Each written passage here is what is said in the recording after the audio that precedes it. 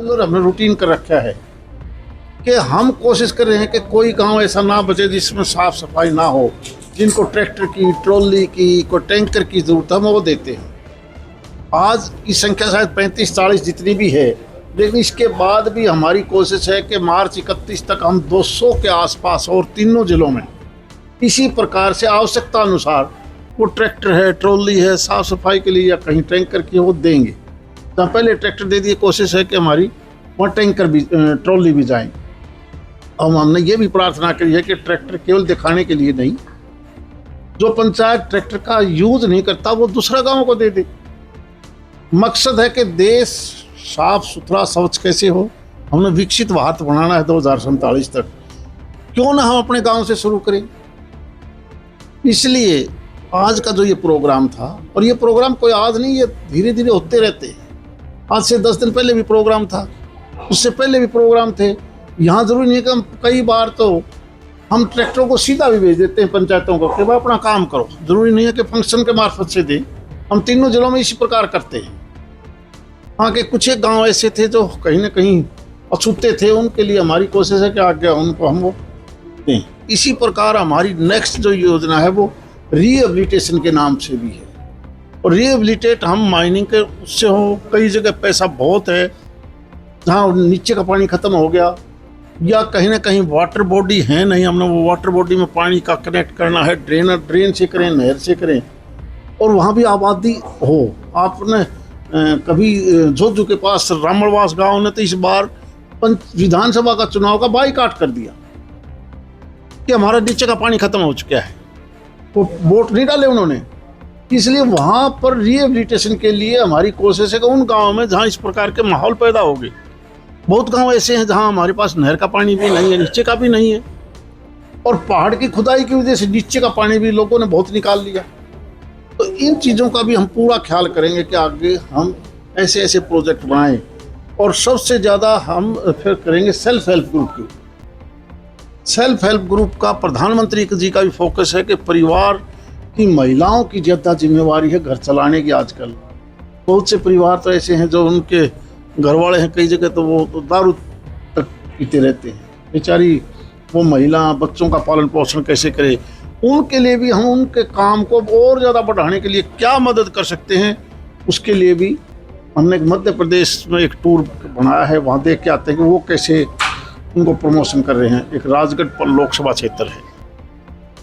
तो हमारी पूरी कोशिश केवल गाँव की साफ सफाई, स्वच्छता, और उसके बाद उसी कूड़े करकट को उठा के हम उसका देसी खाद बनाएंगे, देसी खाद, और ताकि यूरिया और डीएपी की बजाय उससे हमारा उत्पादन भी बढ़े।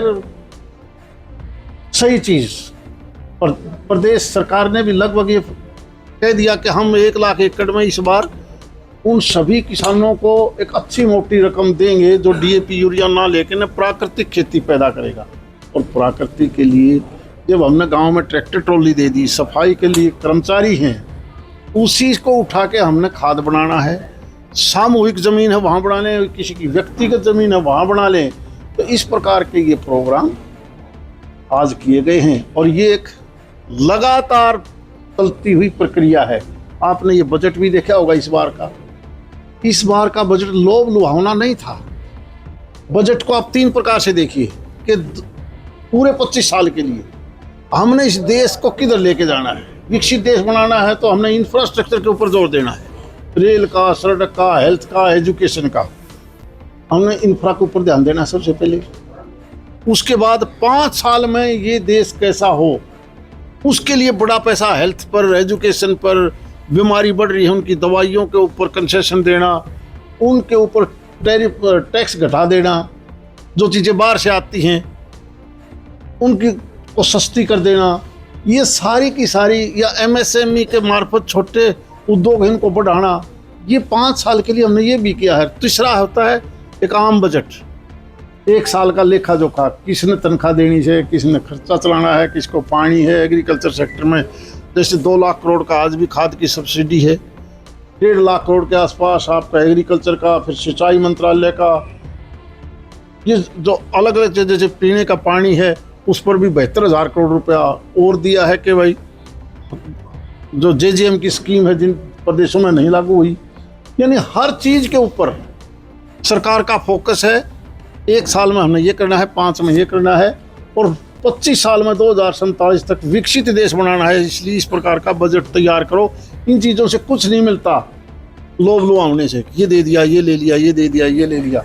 हमने स्थायी प्रबंध कैसे करने हैं ताकि हम भी विकसित देश बने।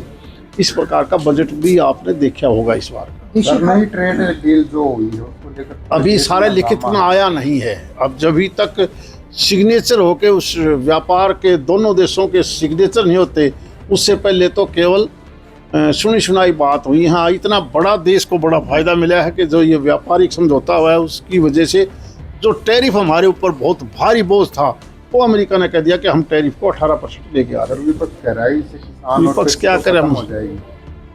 अब विपक्ष ने क्या कहना है क्या नहीं, अभी क्या बताएं। जब तक किसी ने अभी उन धाराओं पर साइने नहीं हुए हैं, किसी अधिकारी के नहीं हुए, किसी मंत्री के नहीं हुए, किसी राष्ट्रपति के नहीं हुए, प्रधानमंत्री के नहीं हुए, वो तो फिर कोई वैसे कह दे देखो बाहर जाओगे तो आज ओले पड़ेंगे, आज इतनी भारी बारिश होगी, वो तो बड़े बात की कह दी, बादल तो ही सह को नहीं पड़ेंगे।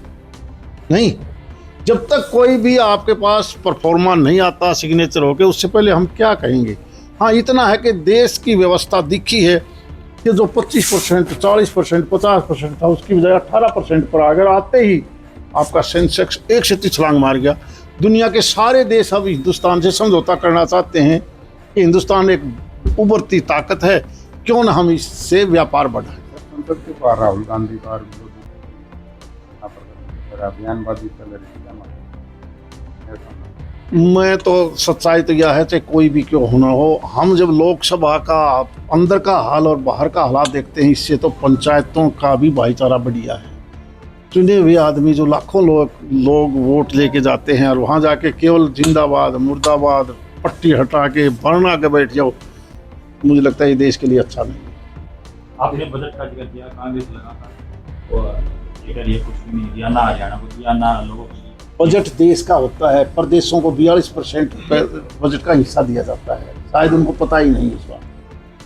केंद्रीय बजट का 42% हिस्सा हर प्रदेश को जाएगा। और मैंने बताया ना कि हमने 2047 तक देश को विकसित देश बनाना है, इसलिए ऐसे स्थायी प्रावधान किए गए। आपने कहा कि ये मध्य प्रदेश, हाँ बिल्कुल, नहीं, हमारी कोशिश 26-27 के आसपास हम और राजगढ़ के अंदर देखना चाहते हैं सेल्फ हेल्प ग्रुप को किस प्रकार करें। वैसे तो सेल्फ हेल्प ग्रुप हमारे भी हरियाणा में बहुत कामयाब हैं, लेकिन हम दूसरी जगह जाके देखेंगे वो किस प्रकार का कर रहे हैं, ताकि हम नहीं उसी चीज़ को लागू भी तो किया जा सकता है ना। हाँ, हमने और एडिशनल उनकी क्या मदद हो सकती है। हम अपने पैसे से करें, एमपी से करें, एमएलए करे, कोई मिनिस्टर करे, कोई व्यापारी करे, कहीं और से आए, तो हम उनको प्रमोशन कैसे दे सकते हैं ताकि वो भी आगे बढ़े।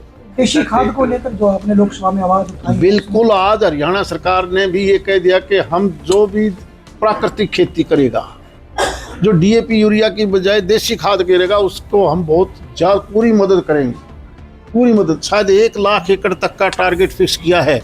मैं मानता हूँ कि ये हमने सबसे बहुत स्वागत योग्य कदम है और स्टार्ट कर देना चाहिए यहाँ से, क्योंकि हमारे पास तो कूड़ा करकट उठाने के लिए ट्रैक्टर ट्रॉली भी हमने दे दी, खाद बनाने का तरीका भी दे दिया। वो सबसे बड़ा फायदा हमें मिलने वाला है। ट्रॉली दी गई है, सभी गाँवों को दी जाएगी आने वाले समय। मैंने बताया ना 200 के करीब हम कोशिश करेंगे 31 मार्च तक हम और दें हमारे तीनों जिलों में। और क्रियान्वयन के लिए भी क्या बजट? नहीं, आप एक दो पंचायतों के पास इतना पैसा होता है कि थोड़ा तेल डलेगा। कर्मचारियों का जहाँ तक सवाल है, सफाई कर्मचारी ये ट्रैक्टर चला ले हैं, ये ट्रैक्टर तो रेडो गड्डी पर का है यार। नहीं